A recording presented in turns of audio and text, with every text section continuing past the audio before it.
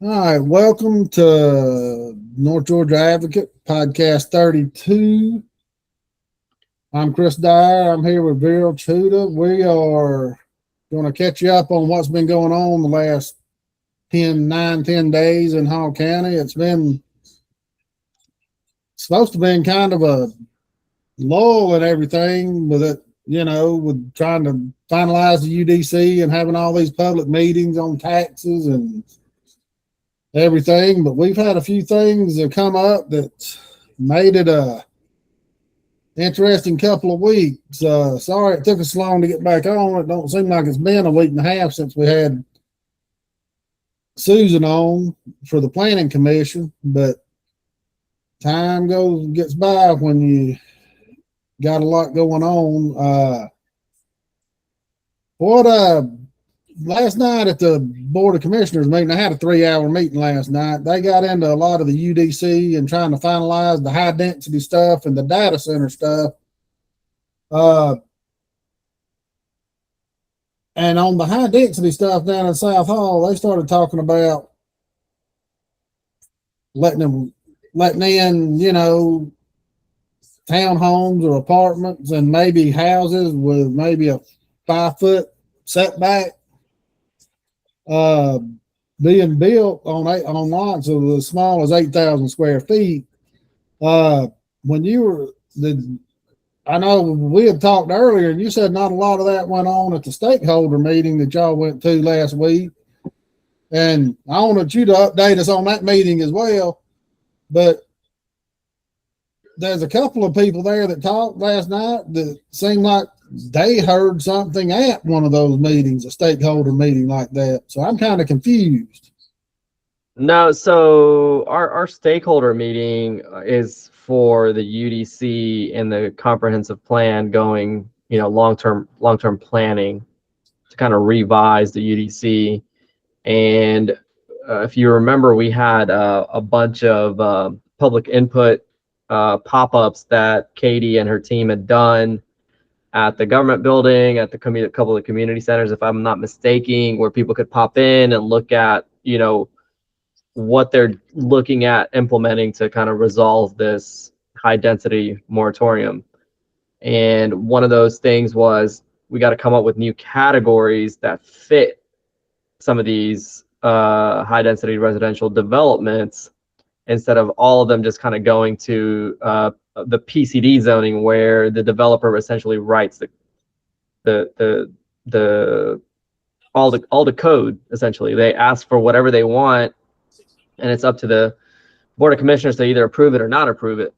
Whereas now you would have new zoning categories of let's see, I think it's residential single family detached and residential family single family attached.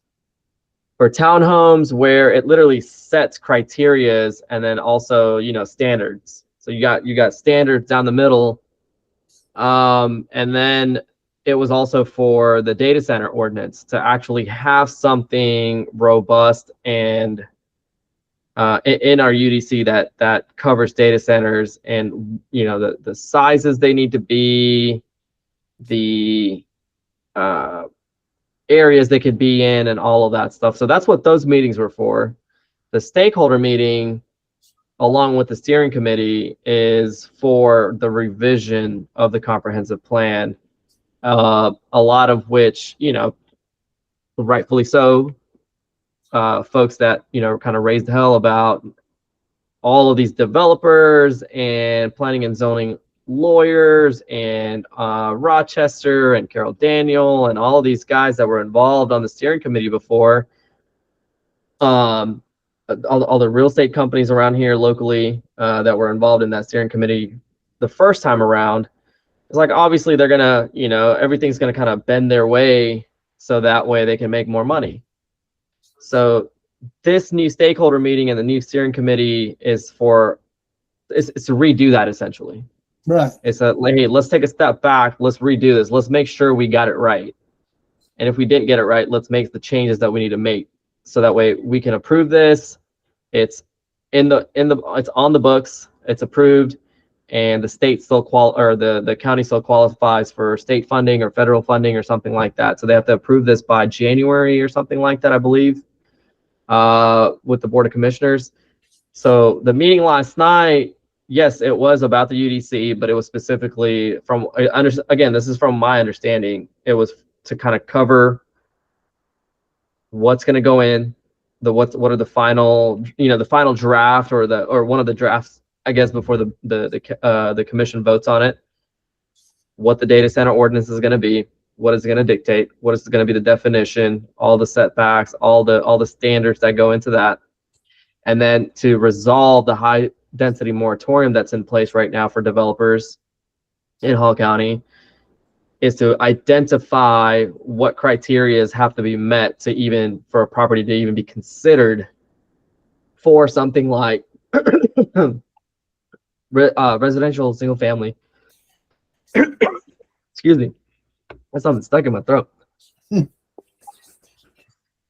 I get it. But that's what that was for. Yeah. So we didn't talk about any of this at the stakeholder meeting, but there was no reason what they were talking about. They talked about the 8,000 square foot minimum.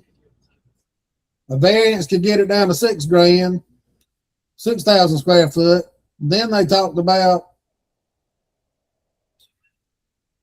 5 foot setback. Then they talked about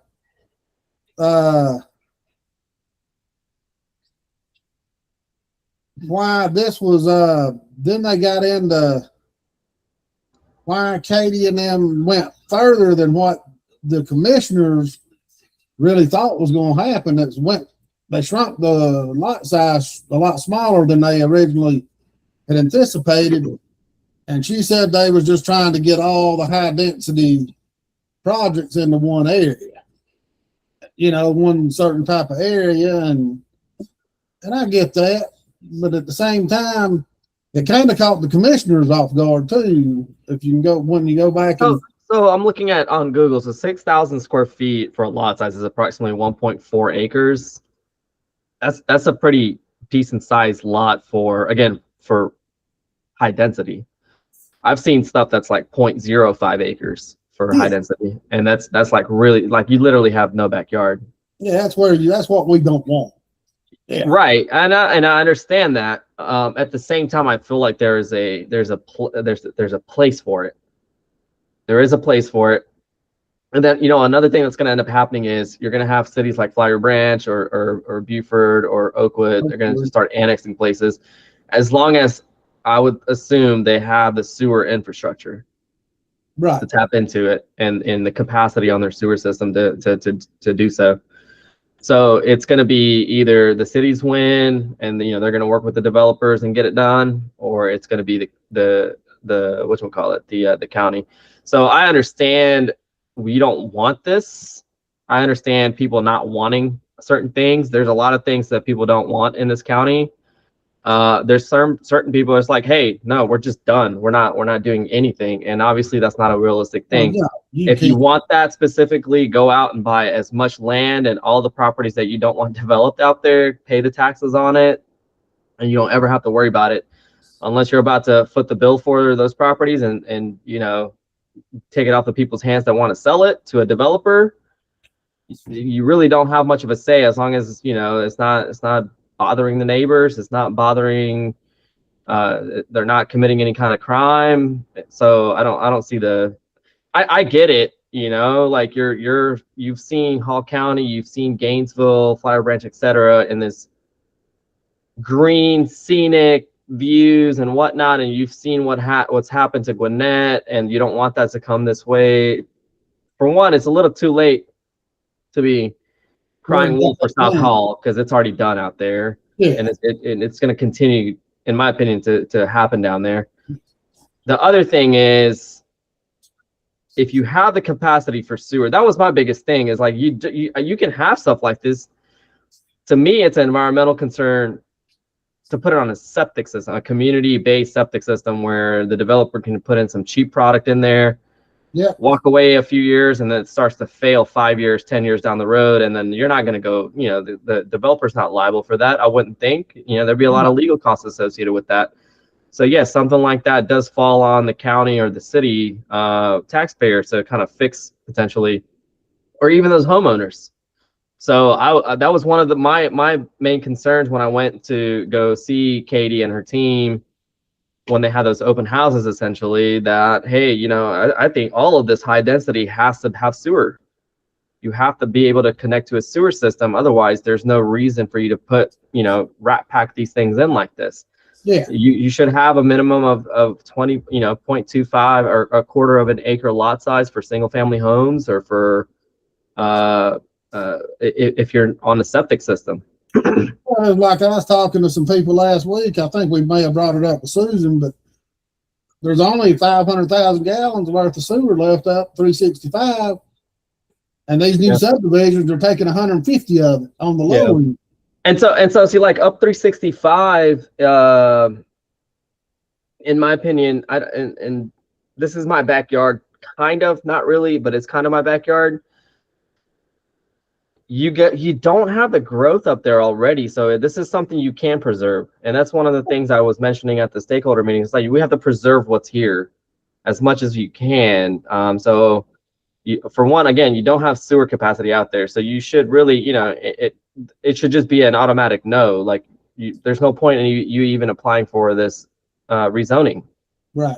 You don't have sewer out there, nor do you have sewer capacity out there so. That's an automatic no, in my opinion, and that should be an automatic, all right, preserve what's up there. Well, and one thing that people forget is Flowery Branch just built their own sewer system. So and what people don't understand is Flowery Branch is going to annex in whatever the heck they want to annex in. Yeah. And the people, and that's their right to do so, as far as the law goes.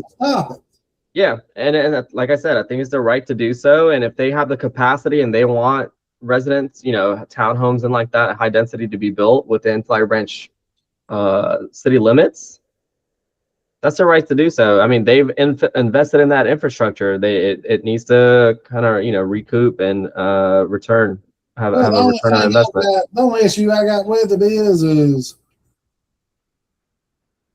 And it's not really a rights issue. It's just I think there needs to be an IGA put in to where they kind of give some kickbacks on, because they're still using our school resources, our EMTs.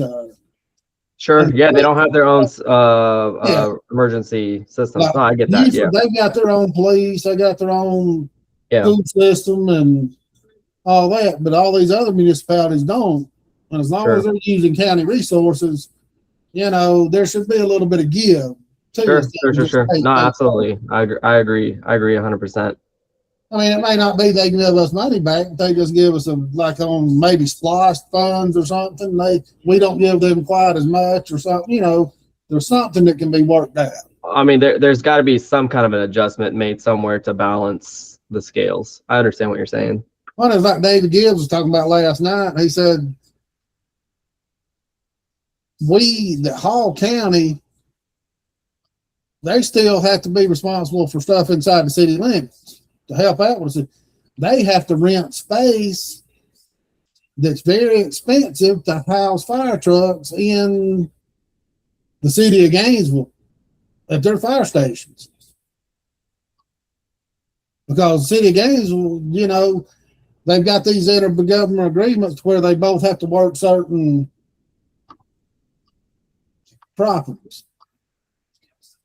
He said it's an expensive agreement. Yeah. It's like Hall County Sheriff's Department, they still work the city of Gainesville. Yeah. And also Gibbs was talking about last but Gainesville, from the little bit of history that I know, that I've heard from my couple of conversations with Commissioner Gibbs and Stephen Gailey and you guys, and I think even Tyler at one point, is, it just feels like the city of Gainesville, the good old boys of the cities of Gainesville, have kind of taken advantage of the county as a whole to give them an up and up to kind of, you know, subsidize a lot of their expenses and their needs on the county taxpayer dollar. So yeah, I mean that needs to get checked. One of the big things is the water department, I believe, something to do with the water system or something like that, where we never sold them a piece of property or something like that for water rights, yet they took it, and it's just on a hush and hush or something like that. So I don't know what that's all about. Yeah, it's there's a lot going on there, but that happened back. Most of that's happened back when we had a bunch of corrupt people on the city council. With the people we got in there now, and we're getting some new people on the county commission, I think they're going to be able to work together. You know, there's just too much, you know, at stake for them not to work together. You know. Yeah, I mean, you got Zach Thompson in there, who I feel like is willing to work with. Yeah. With the county. So I would certainly, I mean, I'm not saying, that's not to say Sam didn't, but I don't know the extent of that, of what happened there. But like I said, it all just looks and sounds like for the better part of Gainesville's history, they've kind of used Hall County as a little piggy bank to kind of subsidize a lot of their own growth. Yeah. And it needs to get checked. It needs to get checked. It does. And it's just to the point to where Gainesville and Hall County is growing so much that they've got to find a way to work together. Yeah. I mean, you just ain't got no choice, because the city of Gainesville keeps annexing in more and more land. And well, I mean, again, that's for the good old boys, you know? Yeah. And a lot of that's just for the good old boys. It's going to be to where we're going to be kind of like almost Athens and Clark County. I mean, unless it's North Hall, that could end up all being in the city of Gainesville. The city of Gainesville goes all the way down to Monday Mill Road. Mm-hmm. There's no reason for them subdivisions on Monday Mill Road to be in the city of Gainesville. But, I mean, it is what it is, and that's why we got to come up with an intergovernmental agreement. But there's one guy there last night. Well, he was mad. He was saying, look, what was presented here tonight, it's like nothing that was talked about at that little, you know, stakeholder meeting. And, you know, it just kind of seemed to him and a few others that were involved that they were getting blindsided. And that's one thing that these meetings were supposed to try to, you know, quail. They wanted the citizens to feel like they were not going to get blindsided. But at the same time, if the staff didn't have a lot of comments on it or input, they just had to go by their best, you know, what they thought was best to present to the commissioners.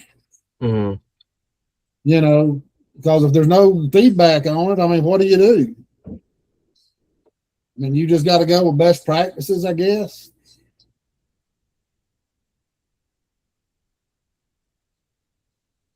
Yeah, I would think best practices would be the best. And like last night, it was like Greg Poole, he was chirpy all night, boy. He was, man. Yeah, no, I haven't watched that video yet. But this is one thing. Some lady had to come in there and rezone some property. Not rezone it, but get a variance. A farm had been in their land for like 100 years. And when they widened Athens Highway and 4-laned it all the way out to Athens and put the middle divider in there, the DOT come in there. Our daddy had like a pig trail, like a truck entrance where he'd go and look after his cattle and stuff that tied into 129 right there. Mm-hmm. The DOT paved a little entrance right there for in the right of way there. And now they're getting older and they want to split up the land, you know, to their sons and daughters and let them build houses, whatever they want to do with it. But they didn't have enough road frontage to put 2 different driveways in there. They only had like 47 feet on one section and they had 150 on the other, and they had to have You gotta have X amount of road frontage. Yeah. Yeah. And she said, why do I got to have this? She said, it's already got the entrance here and it's already been used. And she said, it's my land. We've had it for 100 years. We was here before any of this stuff was up. You know, and Greg asked that George, poor George, he's just lost, man. Seems like a nice guy. George Gomez, I think who it is. Yeah, the engineer. The yeah, he just lost, like man. He's just out of his realm. And well, it's a lot of it's that government bureaucratic stuff where well, you know, we kind of have to defer this to the DOT, and then well, you know, then they ought to internally defer it to other people, and nobody can ever give you a clear answer because nobody wants to go on record that they said this to you and this and this and this and this. Well, it's like Cole said last night. He said, "My God, George, is this best practices? Have we been holding this to a standard all over the whole county? When somebody's already got a driveway there, they got to come get a variance to add another driveway 50 foot away or whatever." He said, "No, but this is just best practices for safety and all that." Now, I get that, but at the same time, you can't. There's got to be a spacing on, especially on like major highways like that.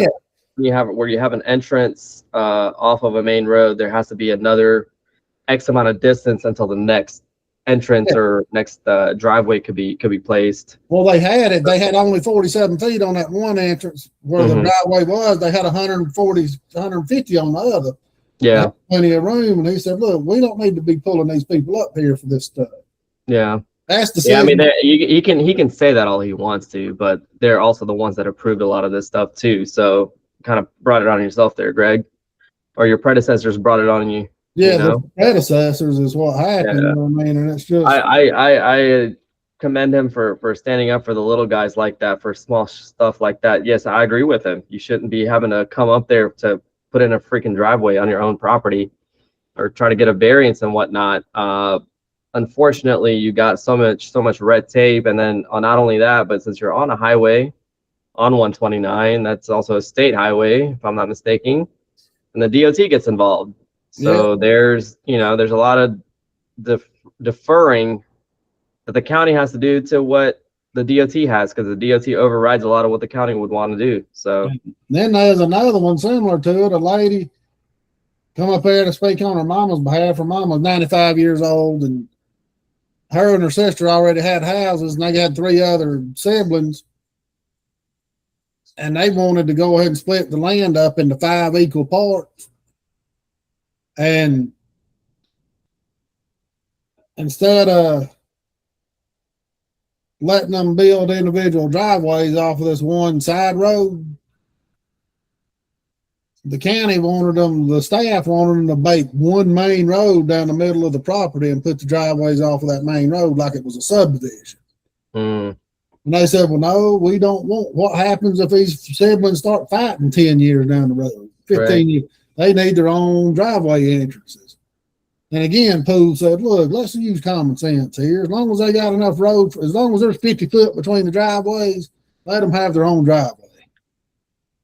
You know? Yeah. No, I commend him for that. You know, I'm glad to see him standing up for stupid shit like that, where the county's just like, I sit in and listen to some of this stuff, and I'm like, why are these people having to come up here to ask for permission to do something basic on their own land? This is so stupid. Yeah. This is government micromanagement and overreaching. So yeah. And it was just, the commissioner was just like, even Cooper and Powell wasn't there. He was on the telephone, and they were all just like, come on now, let's get this out of here. Y'all go home, go back to your lives, build your driveways. You know, that stuff that we talked about before, that stuff staff should be able just to approve and not even bring it in front of the commissioner. Yeah, that and again, this is one of those things where I was telling you too, is like, you know, this should be something that, well, I guess this could be something that the planning commission could approve without having to further go. I think if the planning commission was active, I don't think this would have came up to the board of commissioners. No, it probably may not have. Yeah, and so, but see, and then at that point, somebody in Greg's position wouldn't be able to comment on it and actually say, hey, why are we doing this? Why are we making people come up here for stupid stuff like this? Right. So it's good that they got to see that. Yeah, it's a waste of everybody's time is what it is. Yeah. But I agree with you. This should be something that the hey, go get signatures from a couple of your neighbors. As long as that's good and nobody else cares around you, then you can do it, Yep, no doubt. So I was looking at the agenda from last night, and I saw they approved, and I guess they have to do it pretty fast since it just happened.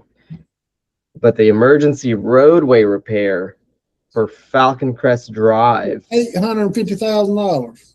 $869,340.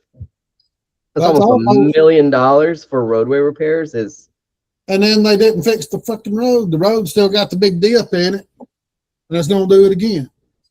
While it's out, why don't you go ahead and redesign the freaking road right there to where it don't happen again?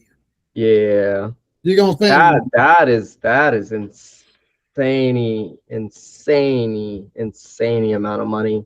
And then just obviously I wasn't there, so I don't know to the extent of damage. No, it was. I seen the pictures online. I mean, it was pretty rough. The road was just looked like an earthquake hit it.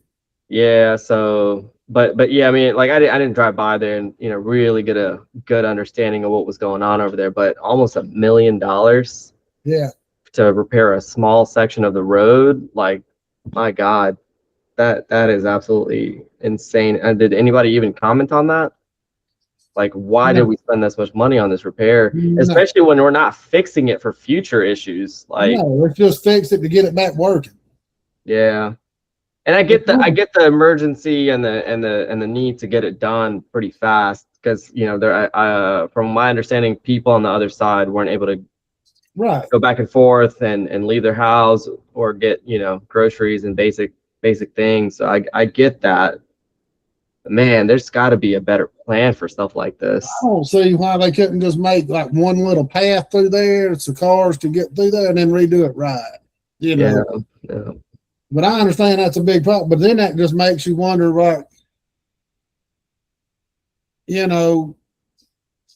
few years ago, why did they leave Old Oakwood Road washed out for so long? And it just washed out again last fall. And then it's cost them $900,000. And then what in the world? Remember we talked about it about 2 or 3 shows ago. They awarded that contract to them emergency road crews. Remember about why were they awarding them contracts? These emergency road crews, and that's when Greg Poole went all ape shit again about his culvert. Remember? Yeah. We're just paying them people like $500,000 or whatever it is to be on call at all times. Yeah, I remember what you're talking about now. I mean, does that $500,000 go towards the cost of? I mean, and that's one of those things where it's just like, we don't know what things cost. So I mean, having somebody like Greg should be a no-brainer on the board of commissioners because he's been in construction. Right. So I feel like you should know what things cost, and when stuff like that costs so much, I don't understand why nobody's raising hell about it. Yeah, no. I mean, that just seems like, I understand they had to work day and night. Don't get me wrong. I mean, that ain't cheap. Yeah, absolutely. I get it. I mean, I would say a couple $100,000, sure, absolutely. Yeah. But almost $1 million. Yeah, I mean, that's a lot of money. And then I feel like all these local governments all around the country are keeping Ford in business because we're buying 10 Ford Explorers for $451,000. Yeah. It's crazy. Oh, don't wait till you hear what they're doing with the Weaver Law Firm. They're fixing to rent 3/4 of it out for $1.1 million or $1.4 million over 10 years. Yeah. Because they're running out of space. And then they're going to have to rent more space when they bring the new judgeship in, the 6th judge. Because they got to move people out of the courthouse and then put that judge's people into the courthouse. Oh, and you also had the first public hearing for the millage rate Yeah. last night, I guess. Yeah, I didn't watch that video yet. I mean, it was just pretty straightforward from what I understand. I mean, we found out long ago bitching about that ain't gonna change nothing. Not yet. You know, and then Taylor and them got up there, the guy that does all the budget thing, trying to, I wanted to just reach through the screen and just shake him and say, look, quit pissing on us and telling it's raining, because they're saying, oh, we haven't had a millage rate increase since 2018.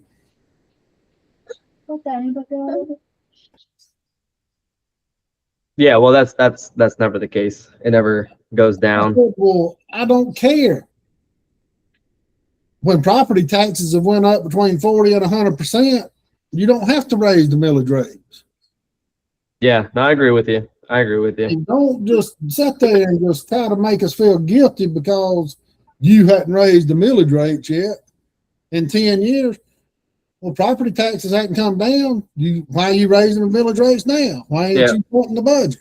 That's the thing, and I'm always complaining about on Facebook, is the fact that there is never a possible even conversation, publicly at least, Cutting spending. about cutting spending. There never is. There's like, all right, look, let's look at some of this and like really think about making some hard decisions and cutting spending. Well, that's what Mandy said last night, and Greg Poole agreed with her too. He's gonna agree on a lot of things. He's on his way out. He doesn't care.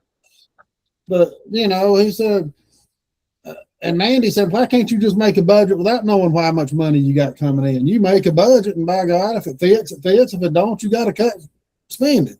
Yeah.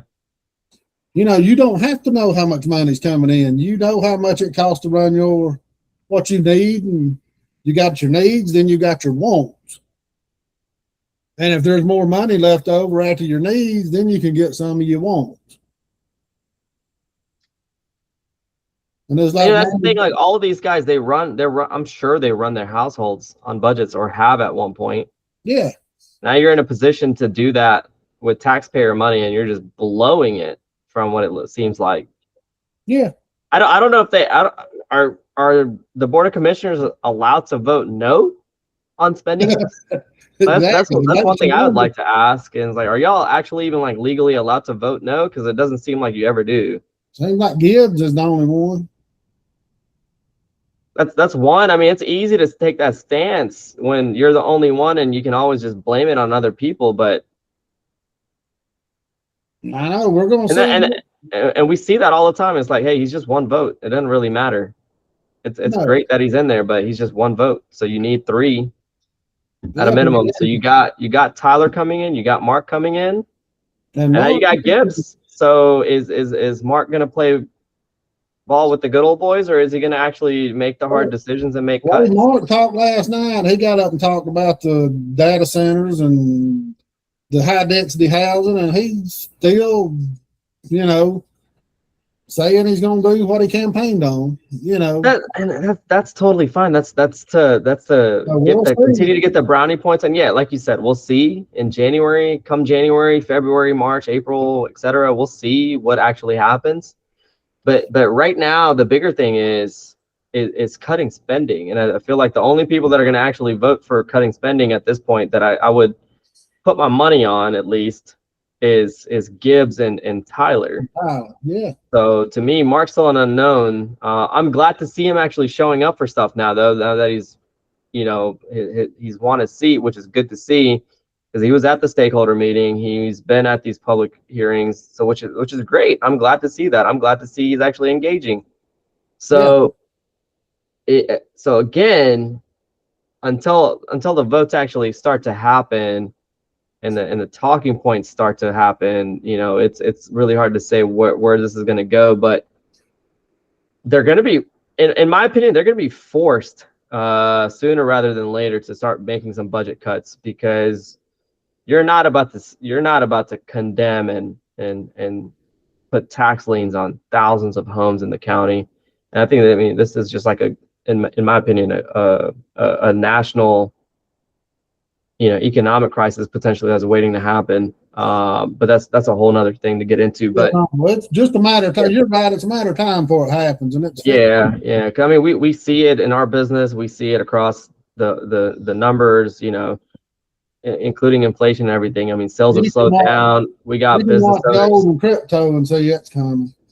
Yeah, but I mean, it's like it's business owners that I've talked to that are telling me that they're having a hard time with staffing right now because of all this immigration stuff that's going on. Yeah. And contractors that are saying things are slowing down. I talked to a guy in our stakeholder meeting who built homes, so he's staying busy with remodels right now. He's not building any new homes because there's no customers.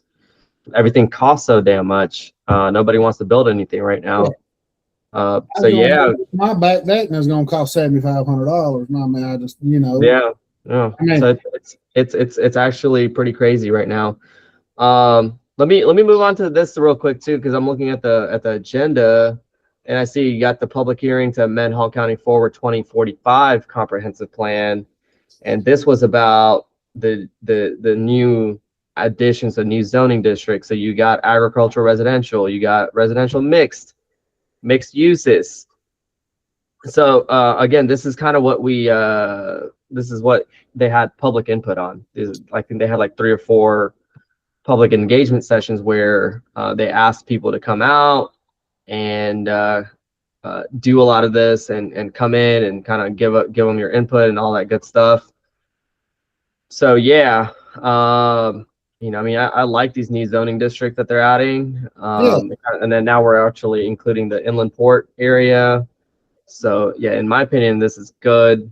They finally have an ordinance specifically built for data centers, which is great. Look, you're not going to have another data center potential zoning requests, I don't think, come in Hall County at this point. Not for a massive one anyways.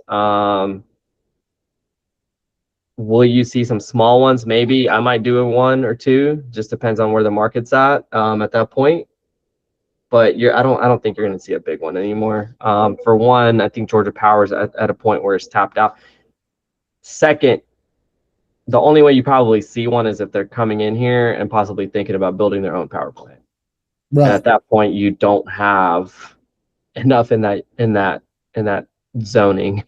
Well, to shield the citizens, what they're doing now, they're having their own power, and then they're bidding out the contracts on who's going to maintain the power. Like you put a bid out on it, you could have people from South Georgia or South Carolina, from Duke Energy or whoever.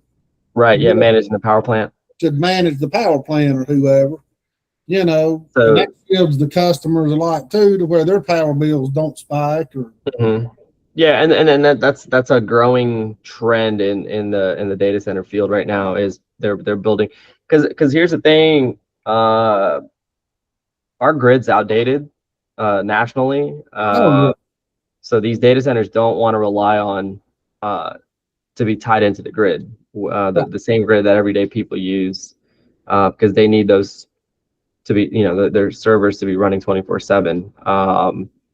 So yeah, that again, that's a very, very, very big picture plan. Does that happen in Hall County? I would give it like a 1% chance that ever happens in Hall County. But yeah, we've talked about it before. We just got to get these data centers. They've got these builders and developers and owners. They've got to get out there and get their word out there of exactly how this stuff's done, and get some good data out there, because they're allowing these groups like Indivisible Hall and all these. They're just anti-data center people, and they're just pulling stuff up out of the ass. Yeah, and that's okay. Like, to an extent, that's okay. Yeah, but let them have their little bone, or their little. Oh, they caused the ruckus. They caused the ruckus last night. Yeah. I mean, another great. That's great to see people passionate about this stuff. Hopefully they get passionate enough to make some spending cuts happen soon. No, they don't care about none of that. They just Yeah, see, that's the thing. It's like they don't care about they care about the wrong stuff. Like yeah. you're getting robbed here, but you're not worried about that. Well, and you know, and Greg Poole was right. The people that's bitching about it, they don't own property, so they don't see the benefit of maybe having a data center. Sure. Then he turns around in the paper and quotes that all the Democrats, for the most part, are just live in urban slums and they vote Democrat, you know, and they don't pay taxes. And that's just far from the truth. There's just as many. Well, he's a Trump conservative. You gotta remember that he's a Trump conservative per his political signs. Yeah, you so know, he's got to regurgitate that entire Republican versus Democrats BS and constantly feed his little sheep. There's just as many Republicans as on SNAP and Medicare and live in urban developments as they are Democrats. I mean, and there's just as many rich Democrats as they are rich Republicans. I mean, come on. You know, stop this crap. I mean, quit feeding into that crap. And it's just, and that's what causes them people like Indivisible Hall that showed their ass last night that caused the ruckus. Poole and Gibbs and everybody running after them and dude shooting birds at them and running out of the building. And I mean, it's just a big mess. But when the commissioners do that stuff, that's what those groups like Indivisible Hall and that Rainbow Coalition or whoever, that's what they want. They want to call get that reaction. Yeah, that's what they want. They don't want results. They want reaction. It's political points and attention. And then that one dude, there's a little short black guy on there, man. He cracked me up. You got to watch this meeting. His name was Elijah Willer or something, Elijah something. I can't remember. A little bit short guy, got a box haircut, like Frank Thomas used to wear in baseball. Anyway, he talked real slow and deliberate and educated, you know, and he was basically saying, if y'all don't vote the way we do, we're going to take your jobs like by force.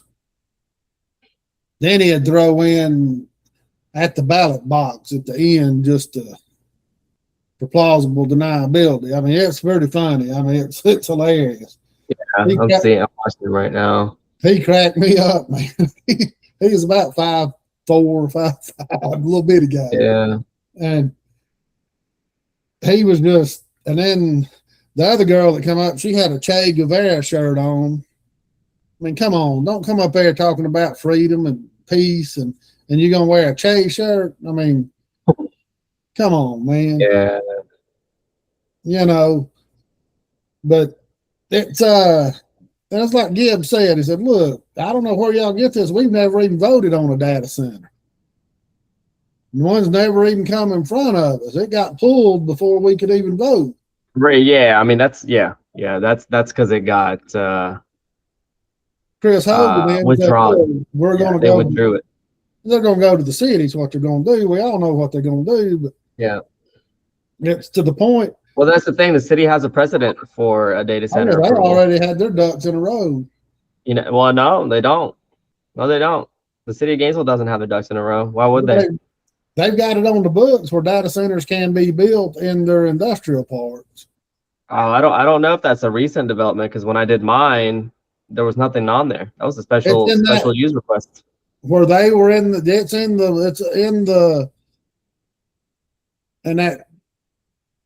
industrial park where it was going to be that backed up to where the data center was going to be. It's in one of the use projects in there. That's why they pulled it. They found out that the city of Gainesville had a stipulation in there that data centers could be considered in that business park. Oh, I got, yeah. But that's what I'm saying. So they have a precedent, which is mine. They got a special use permit, but the city doesn't have a specific zoning that they go in or anything like that. Right. They don't have one. They're just like Hall County. They have no idea what a data center is, what it produces, what it does, and nothing. When I try to hold their hand and help them try to understand what it is, they didn't care. I was too brown for them to care about that. So that was when I had to go hire Mr. Gilliam to kind of help out, get my foot in the door. But anyways, Gainesville has a precedent now of approving a data center, very small comparatively speaking. Right. It's on a 1.3 acre lot next to the airport. That's nothing. It's not what you think it is. Right. But the precedent is there that there is one already approved. So I would assume that would be something that they would be looking at, like, hey, it might be easier to get it done. Well, 99% of people in this county don't even know that it's there. Yeah. And you know what the crazy thing is? The county would still benefit even if the city came in and annexed that land and got it approved and everything goes well and they actually build one there. The county would still benefit from it. Yeah. Because you would get the sales tax. You would get sales tax off of the power consumption. Right. So all this talk about, tax abatements this and tax abatements that, if if the numbers work out, and there's no abatement in from what I understand and from what little I know being in the industry, when you go to Georgia Power, you get billed for it. You just going into an industrial class for the rate structure. That's it. Right. You're still paying all the same nuclear recovery fees. You're still paying all the environmental fees. You're still paying all the taxes. There's no tax credits in that side. We're not sales tax exempt as far as I know. So when you're talking about hundreds of megawatts of electricity that's being used, you're talking about hundreds of thousands of dollars a month, if not a couple million, maybe more, depending on the size of a data center, in sales tax revenue that the county would generate. Because the city doesn't have a sales tax on power, at least not yet. But you bet your ass if they approve a data center, they're going to approve some kind of a tax percentage. Because right now, the city of Gainesville doesn't collect anything on sales tax for electricity. Yeah. So little tidbits that I found out, and I was like, oh, because I was trying to pitch that to them, like, hey, look, we're going to be generating tax revenue for y'all. Oh, okay, sorry, never mind, maybe not. But at least, hey, you're going to get property taxes, from something.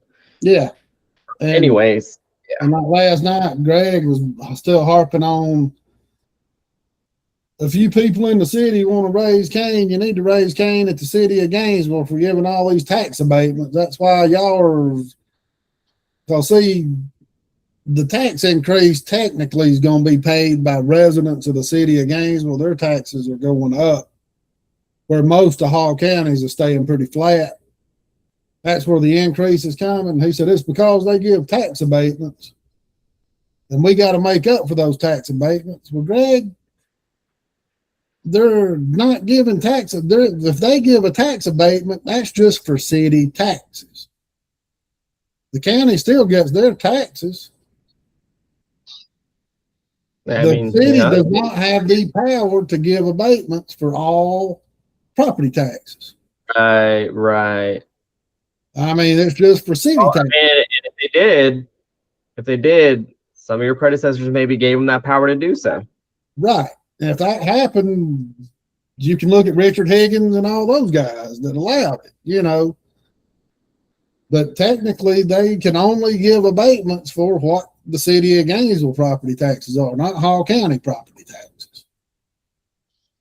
So, so that I wanted to move on to something real quick. So this whole Lee Dyer thing. I guess we got a new DA, at least an acting DA at the DA's office at this point. Lee Dyer's been out. Jennifer. It was some lady. I don't know the name off the top of my head, but she's been with them for a long time. I'm just surprised she didn't run. Why would you not run? Maybe didn't want to rustle too many feathers or something. I don't get it. Yeah, Anna Fowler, she's leaving, and Jennifer Bagwell's going to take over.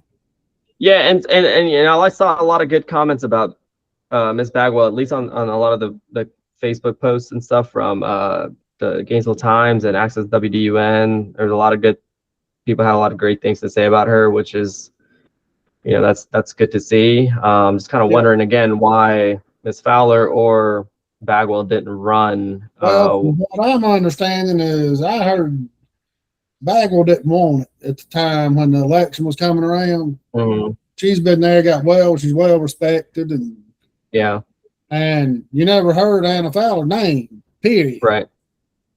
And I think this is just my opinion, just from hearing, talking to a few people, and they don't know if Dyer's even going to come back, if he's going to be able to, because he's sick, his wife's sick, and that's nothing on him. I'm not trying to knock him whatsoever. I'm just saying this is the reality of the situation. When you get to his age, you have health problems. I mean, right. Yeah. And like, you know, we discussed this with Shiv, but then, you know, on other episodes too without Shiv, where it's potentially his staff that's kind of running the show over there. So would that include Miss Bagwell and Miss Fowler? Possibly, who knows? My understanding is Bagwell was being the one that they wanted to have the job anyway. Sure. And I think this Fowler, I don't think she's being pushed out the door, but she kind of sees the writing on the wall. Hey, I'm not going to get the DA's job. I'm just going to go into private practice. Yeah, sure. And so speaking of private practice, you know, I talked to Shiv about what he's doing now after the Dyer news came out that he's not coming back. And Shiv has gotten a new job with the DOJ as a immigration judge. Oh wow, that's great. Pretty big. Yeah, that's a pretty big deal. So that's great for him. Glad that happened for him. But yeah, he was also considering kind of, you know, do I want to go into private practice or whatnot? But then this kind of fell into his lap. And so he took that job. So I believe he's going to be based out of Atlanta.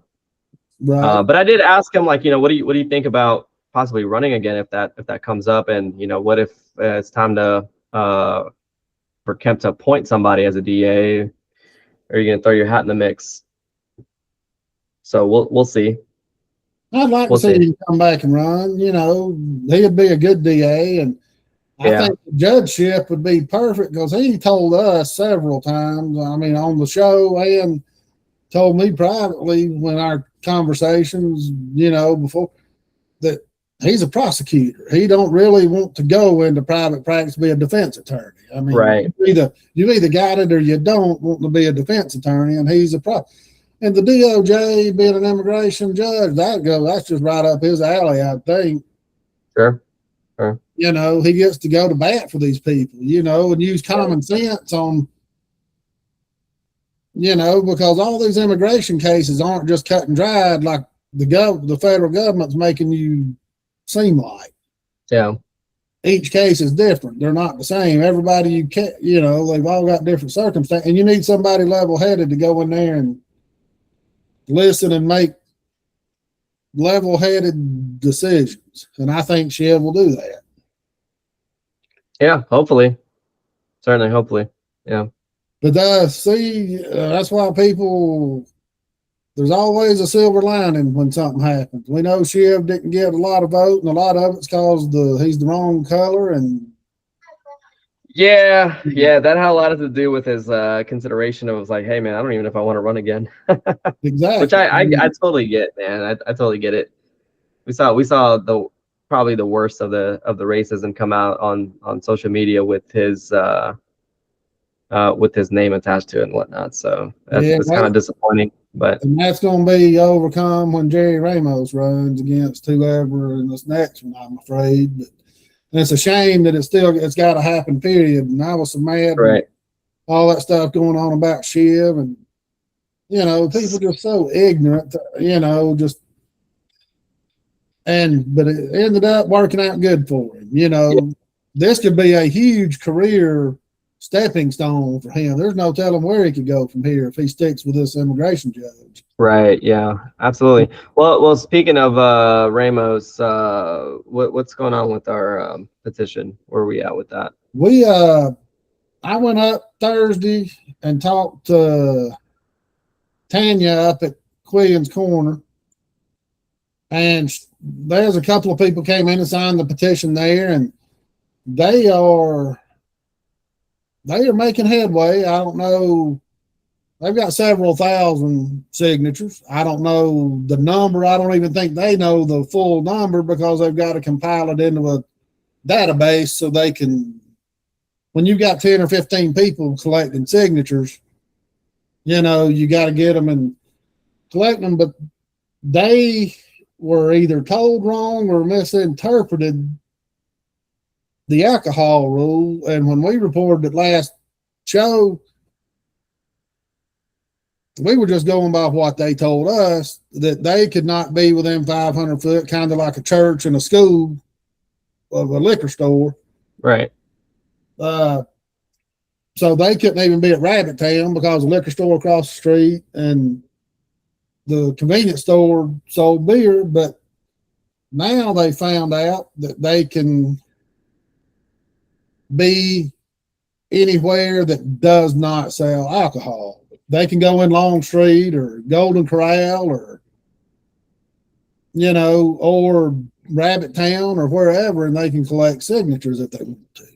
What about the approaching people and telling them what they're collecting signatures for? They still can't do that? They can't approach. Now they can put up signs and do all kinds of stuff. But like I think at First Friday the other night, they went up there when they found out they could be around alcohol. They went up on the square.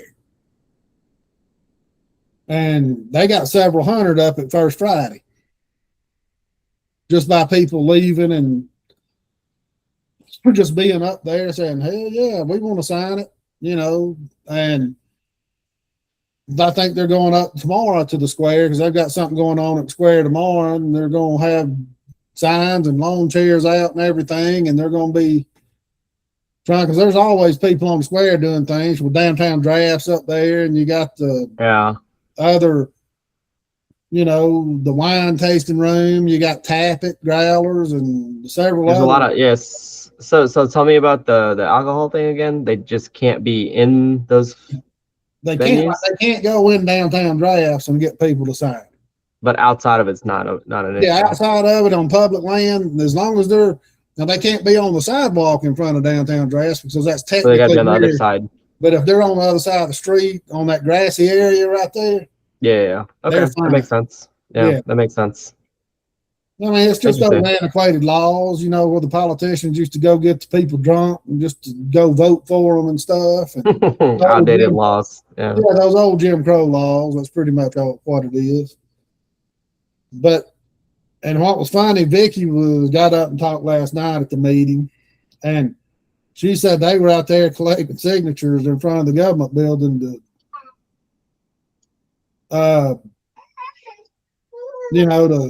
for Couch, and he walked by with two bodyguards, walked right by him. She said it was just ironic that he would, and he probably did it on purpose, knowing him. You know, who's that? Couch. He walked by Vicky and them with their table set up, getting signatures to kick him out of office. Because they walked by with what, two bodyguards? Yeah, going into the government building. Oh my. Yeah. Well, maybe it's just one of those things like, hey, you know, let's have witnesses, so you guys just come walk with me, just so that they can't make up any BS and vice versa. And it makes you wonder. Last night, one last thing before we get off here, Vicky brought up that Mandy first brought it up, saying, "Look, we're spending $600,000-700,000 a year on GMAS. Our property taxes are all screwed up. There's still people that's not getting charged for having pools and, you know, remodels and building additions. And the only reason it got brought up is there's a Hispanic family that got caught operating a business without a business license, and they built an addition onto their house, like a shed, to park their landscaping equipment under and all this stuff. Mm-hmm. And so that brought up, well, they're not the only ones, you know, they're all over the place. And Vicky said, yeah, we've got a whole list of properties that people getting homestead exemptions on their second and third homes. And you know how she goes through all that spiel. It's been going on for a year. And Gibbs went crazy. He said, what? What do you mean?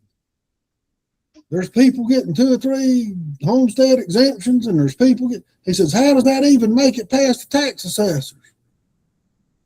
You know, and these. Dang, I mean, does he really not know? How does it get passed? I mean, no, he was just saying it's just, I can't believe it.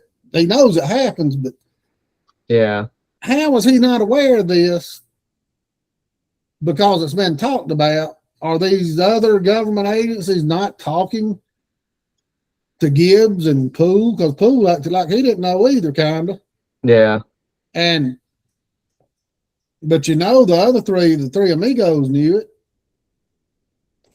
And they all should have known it because we had the thing with Darla, with the planning commission before Gibbs was even started with even, because Darla trying to get the homestead exemption, and they wouldn't give it to her.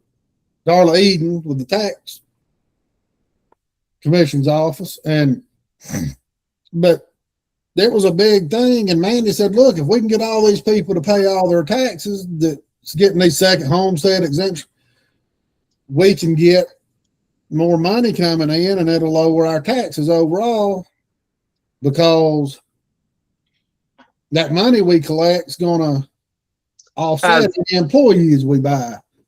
That's good theory, but it's not going to happen. Yeah, because I think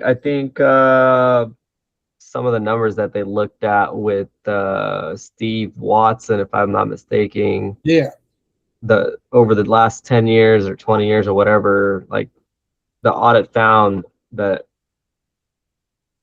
the amount of taxes and that they collect from property taxes, the amount that they weren't getting is a drop in the bucket, right? Compared to, so you know, it's like you're battling for a million or two while Hall County's out there wasting potentially $400-300 million. Right. So that's. But what Mandy's saying, they could pay enough to pay the employees, enough tax assessors to physically go look at the properties. She said because so you're essentially just wasting the addition that you're going to make up by hiring new people to go audit these. Is that what they're saying? Instead of using GMAS, she said, look, we know none of these properties have not been looked at. You're supposed to go physically look at them every 3 years, and it's not happening. I got you. This stuff's falling through. Mandy and them's angling for hiring more appraisers so they can put boots on the ground and physically go to these properties. Sure. Instead of depending on GMAS. And she said, look, we may not make more taxes up with the county, but at least we'll make enough money off the missing taxes to pay these people's salary. Sure, and you're creating new jobs for a change. Exactly. You're creating new jobs. The government's creating new jobs. Look at that. Look at government go. Exactly. I mean, I'd rather pay a guy $80,000 a year to go appraise houses and paying $600,000 or $700,000 a year for a computer program to spit out arbitrary numbers that don't mean nothing. And that can't even keep track. So yeah, I mean, you know, that's neither. That is interesting, though. That is a very interesting thing. I mean, I wouldn't be opposed to having real people instead of GMAS. That's not even in the county. Well, it's like Mandy GMAS works for, they're just running off of its estimate. Yeah. Well, like Mandy said, I think it was her that said they had a rental house or something up in Lula, and they had 6 or 7 houses next to them that had been modernized, that were 60 and 70-year-old houses that had been modernized, and Mandy's hadn't been modernized, and she was getting, their property taxes went up, and she hadn't done nothing to improve the value of their house. Yeah. They just assumed hers was remodeled with the rest of them because that's what that's all the software can do. It's literally worse than Zestimates. Yeah. You know, I had a buddy he's in a wheelchair, quadriplegic. His house went up $85,000 this year. He said, "I ain't done nothing to it." You know. Yeah. He said, and they're probably fixing to take part of my property to build a road. You know, to finish up one of over the project there, Sardis. They didn't. It was one of them properties they may need, but they may not. So they decided, oh, you know what? Speaking of GDOT, did you say they finally put up a ton of properties of surplus properties up for sale online? Yeah, so these people are literally taking your tax money to buy excessive property, and they didn't up until now. They didn't. You know, I mean, the internet's existed for I don't know how long now, but they finally figured out, hey, maybe we should get rid of some of this. Maybe we don't need any of this. Right. And most of it was probably seized through illegal gains anyway. Right. I'm gonna go see if I can't find one and put a gas station on it. Yeah. Maybe put a liquor store on it or something like that. We'll see. Oh yeah. I wonder if I have to go get this rezoned with the county or city that it's in, or if I just have to go get it rezoned from GDOT. GDOT, yeah. That's crazy. Hey, look, there's about 3.5 acres in Hall County. The starting bid price right now is $10. Hell yeah. Be like right. DoorDash.com. Yes. This is right off of, at least what this says is Athens Highway.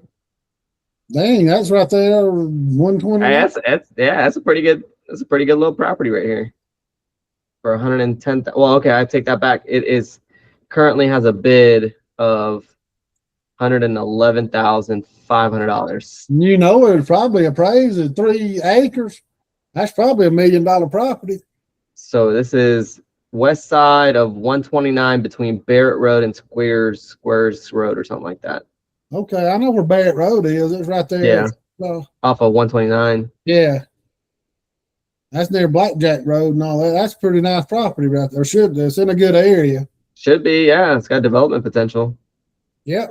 For sure. But yeah, this is hilarious though. Like this is fun. They finally figured this out. So yeah, after all, I guess better late than never. But what's funny is the sheriffs and all them, they found out they've been doing that for all them cars they seized through impounds and drug arrests for years.